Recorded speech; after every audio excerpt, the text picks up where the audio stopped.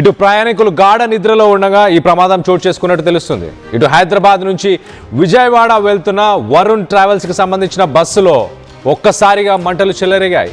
ఇటు ఎన్టీఆర్ జిల్లా కీసర వద్ద బస్సులో మంటలు ఒక్కసారిగా చెలరేగడంతో ప్రమాద సమయంలో బస్సులో ఉన్న 39 మంది ప్రయాణికులు ఒక్కసారి ఉలిక్కిపడ్డారు.